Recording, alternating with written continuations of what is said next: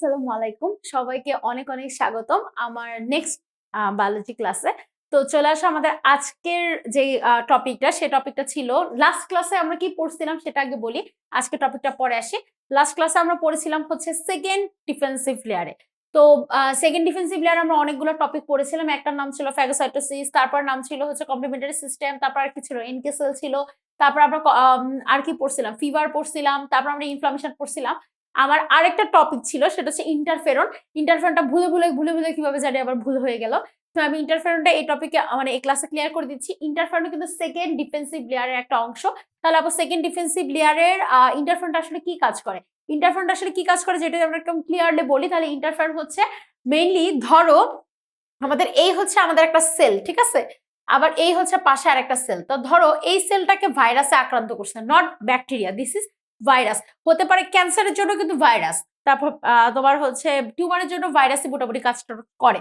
তাহলে দেখো ধরো এই সেলটার মধ্যে কি হইলো বলতো, একটা ভাইরাস আক্রান্ত করলো, তখন এই সেল থেকে একটা কেমিক্যাল বের হবে, বের হয়ে আশেপাশের সেলকে সতর্ক করে দিবে যে ভাই তোরা হচ্ছে যা আছে তা নিয়ে প্রস্তুত থাক, একটা ভাইরাস আসছে কিন্তু আমাকে আক্রমণ করছে। তাহলে দেখো যে কোনো একটা ভাইরাস যদি কোনো একটা সেলকে আক্রমণ করে, ওই সেল থেকে একটা কেমিক্যাল বের হয়ে আশেপাশে কোষকে সতর্ক করে দেয় এবং ওই কেমিক্যালটাই ওই ভাইরাসটাকে প্রতিহত করার চেষ্টা করে। সেই কেমিক্যালটার নাম হচ্ছে ইন্টারফেরন। ইন্টারফেরনটা আসলে কি আপু? এটা ওয়ান টাইপ অফ গ্লাইকোপ্রোটিন, ঠিক আছে।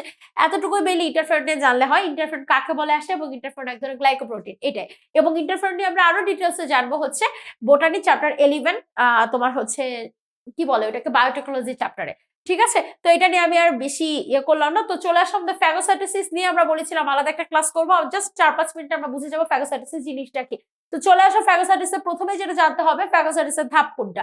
যাদের ইচ্ছা মেডিকেল, তো তারা মানে এই ফ্যাগোসাইটোসিসটা ভালো করে পড়ো। কেন বলছি, কারণ ফ্যাগোসাইটোসিস না আমরা মেডিকেলে চান্স পাওয়ার পরেও ফ্যাগোসাইটোসিস পরীক্ষা লিখতে হয়েছে, মানে মেডিকেলে গিয়েও পড়তে হয়। তাই যেটা পড়বা মানে এটা যে জিনিসটা যেটা পরেও লাগবে, তোমার যেটা করা লাগবে সেটা হচ্ছে কি তোমার ফ্যাগোসাইটোসিসটা এখনই পড়ে ফেলা লাগবে।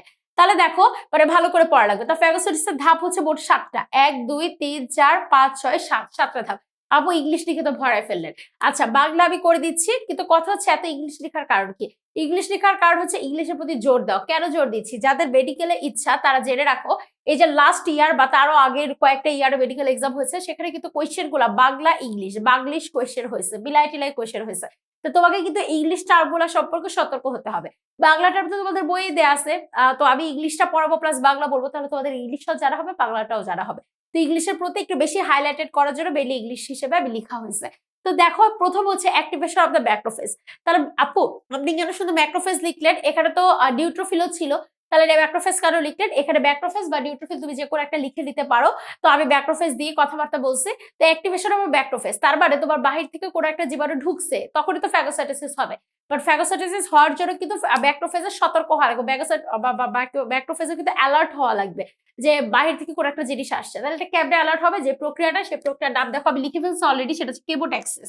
আপু কেমোট্যাক্সিস জিনিসটা কি? কেমোট্যাক্সিস হচ্ছে কি, ট্যাক্সিস মানে চলন, কেমো মানে হচ্ছে কেমিক্যাল, মানে কেমিক্যাল, ট্যাক্সিস অফ কেমিক্যাল মানে তোমার যখন একটা জীবাণু আমাদের বডির মধ্যে ঢোকে, তো তখন জীবাণু থেকে বা জীবাণুর গা থেকে বা আশেপাশে কোষ থেকে একটা কেমিক্যাল নিঃসৃত হয়। এই কেমিক্যালের গন্ধে গন্ধে ম্যাক্রোফেজটা বুঝে যায় এখানে বাহির থেকে কোনো একটা জিনিস আসছে। এই যেমন বিরিয়ানির গন্ধ হলে আমরা বুঝি পাশের বাসায় বিরিয়ানি রান্না হচ্ছে, আমাদের বাসায় রান্না হলে আমরা বুঝি আমার বাসায় বিরিয়ানি রান্না হচ্ছে, গন্ধে গন্ধে চলে যায় আমরা। ঠিক তেমনি ম্যাক্রোফেজ গন্ধে গন্ধে ওই কেমিক্যালের ট্যাক্সিস, কেমিক্যালটা যেখান থেকে আসছে সেই কেমিক্যালের ট্যাক্সিস বরাবর, কেমিক্যালটা যেখান থেকে আসতেছে সেই কেমিক্যাল বরাবর তাদের যে চলনটা সেটাকে আমরা বলি কেমোট্যাক্সিস। এই কেমোট্যাক্সিস বা কেমিক্যালের উপস্থিতির কারণে মেনলি ম্যাক্রোফেজ গুলো সক্রিয় হয় এবং সক্রিয় হয়ে যেখানে তোমার জীবাণুটা আছে সেদিকে দিকে যাত্রা শুরু করে। সেকেন্ডে দেখো দিয়েছি ইনজেকশন। ইনজেকশন মানে খেয়ে ফেলা, ভক্ষণ করে ফেলা। মানে ওখানে গিয়ে তোমার ম্যাক্রোফেজটা যখন দেখবে যে এটা জীবাণুটাকে প্রথমে সে কি করে ফেলবে? খেয়ে ফেলবে। তাহলে আপু খেয়ে ফেলে কেমনে?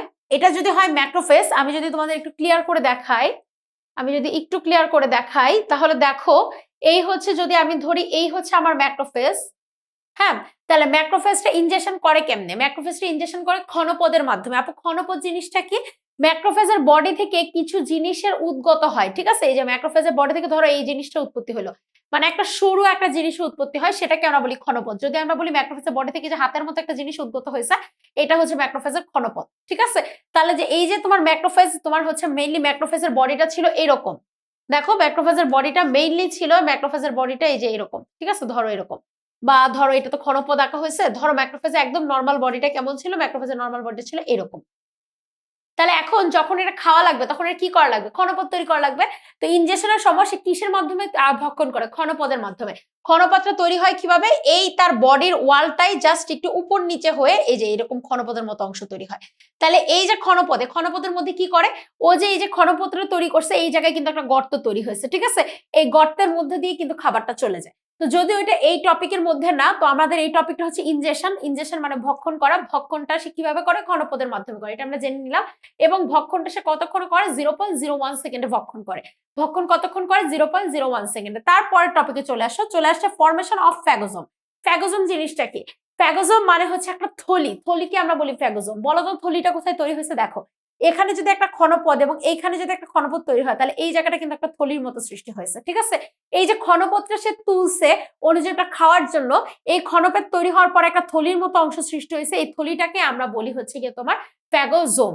বুঝতে পারছো, খাবারটা তখন এটার ভেতরে ঢুকে যায়, ফ্যাগোজোমে ঢুকে যায়। ঢুকে গিয়ে তারপরের ধাপে যখন খাবারটা ফ্যাগোজোমের মধ্যে ঢুকে যায় তখনই এই ঘনপদের মুখটা অফ হয়ে যায়।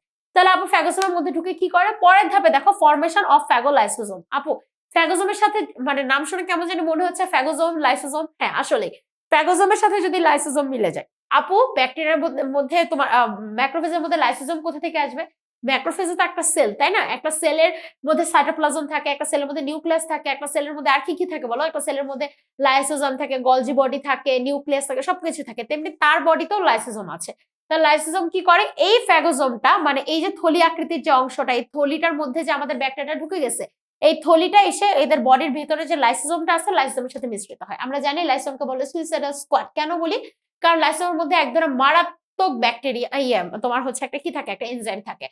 তো এই লাইসোজোম থেকে ফ্যাগোজোম যখন লাইসোজোমের সাথে মিলে যায় তখন সেই এনজাইমটা এসে কি করে বলতো, ওই জীবাণুটার মধ্যে এসে পড়ে, ওই যে জীবাণুটা ফ্যাগোজোমের মধ্যে যে জীবাণুটা, সেটা যখন লাইসোজোমের সাথে মিলে যায়, লাইসোজোমের যে হাইড্রোলাইটিক যে এনজাইম আছে এই এনজাইমের মাধ্যমে এই জীবাণুটা তোমার কি হয়ে যায় বলতো, ধ্বংস হয়ে যায়।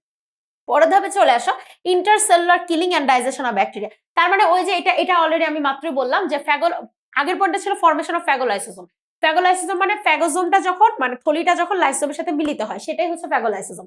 পরের ধাপে কি ইন্টারসেলুলার কিলিং, কেমনে হয়, লাইসোজোম থেকে যে হাইড্রোলাইটিক এনজাইমটা আছে সেটা বের হয়ে ব্যাকটেরিয়াটাকে মেরে ফেলে এবং digestion of the bacteria, bacteria মেরে ফেলে এবং ব্যাকটেরিয়াটাকে ডাইজেস্ট করতে থাকে। তারপরে ধাপে চলে আসো residual body containing injection materials. এটা তো ইম্পর্টেন্ট, এটা মারণ এবং পাচন মানে হচ্ছে গিয়ে তোমার বোঝাচ্ছে ব্যাকটেরিয়া যে সে খাইলো তারপর সেটাকে হচ্ছে গিয়ে সেটাকে ভালোভাবে মারা এবং সেটাকে বডিতে বিভিন্ন ডাইজেশন করে করে সেটাকে পচানো। যেমন আমরা ডাইজেশন করার পরে মলটা যেমন পচে আমাদের মলের মাধ্যমে মল হচ্ছে আমাদের যে খাবারটা পচে মল হিসেবে বের হয়ে যায়, এদেরও সেম, এরা হচ্ছে কি মরণ এবং পাচন করে, খাবারটাকে মারার পরে ডাইজেশন করে এবং পচায়। তারপরে ধাপে দেখো কি হচ্ছে ডিসচার্জ অফ ওয়াস্ট ম্যাটেরিয়ালস। তার মানে ওই যে আমাদের খাবারটা যখন পচে যায় তখন বৃহদান্ত্র মল তৈরি করে আমরা বের করে দিই মলটা, মল নিষ্কাশন করে দিই, ঠিক সেম ওয়েতে ওরা হচ্ছে যে ব্যাকটেরিয়াটা খায়, খাওয়ার পর ডাইজেশন করার পর সেটাকে পচায়, পচানোর পরে এটাকে ডিসচার্জ করে দেয়, ঠিক আছে, discharge of waste material discharge করে দেয়। কেমনে করে আপু ডিসচার্জ, কেমনে করে, তার মধ্যে একটা হচ্ছে গিয়ে তোমার যেমন নিউট্রোফিল ম্যাক্রোফেজ দুইজনে যেহেতু ফ্যাগোসাইটোসিস করে, ম্যাক্রোফেজ ডিসচার্জ করে দেয় আবার নতুন ব্যাকটেরিয়া খাইতে চলে যায়, আর নিউট্রোফিল হচ্ছে শহীদ হয়ে যায়। কেন বলছি, কারণ নিউট্রোফিল অনেকদিন ধরে ব্যাকটেরিয়াটা রাখার কারণে নিউট্রোফিলটা হচ্ছে গিয়ে তোমার এই ব্যাকটেরিয়াল লাইসোজোমের প্রভাবে ব্যাকটেরিয়াটার সাথে নিউট্রোফিলও লাস্টে মারা যায়। বাট ম্যাক্রোফেজ কি করে, সেই পচনটা বা মারণ পচন সেটাকে নিষ্কাশিত করে দিয়ে সে আবার নতুন ব্যাকটেরিয়াটাকে গ্রাসে উদ্দীপ্ত হয়। এই ছিল মোটামুটি আমাদের ফ্যাগোসাইটোসিস, যেখানে ফ্যাগোসাইটোসিসের 7টা ধাপ আছে। 7টা ধাপের প্রত্যেকটা ধাপের হেডিং অনেক ইম্পর্টেন্ট এবং হেডিং এর ভেতরে কথাগুলো তুমি নিজে চাইলে গুছিয়ে লিখতে পারো এবং এটা চিত্রটা অনেক বেশি ইম্পর্টেন্ট। আপু একদমই চিত্র ভালো পারি না, তো যার কারণে আমি চিত্রটা সবসময় অ্যাভয়েড করার চেষ্টা করি। বাট তোমাদের কিন্তু আমার কিন্তু আর চিত্র লাগতেছে না, আমি কিন্তু অলরেডি এইচএসসি পাস করে ফেলছি, চিত্র কিন্তু লাগবে তোমাদের। তো ফ্যাগোসাইটোসিসের চিত্রটা আঁকা অনেক বেশি ইম্পর্টেন্ট, সবাই বাসায় ফ্যাগোসাইটোসিসের চিত্র এঁকে দেখে দেখে পড়বা। তারপরেও যদি কোনো সমস্যা হয় তাহলে সেক্ষেত্রে তো আমি আছি। তো সে পর্যন্ত সবাই ভালো থাকো, সুস্থ থাকো, দেখা হবে ইনশাল্লাহ নেক্সট ক্লাসে। আল্লাহ হাফেজ।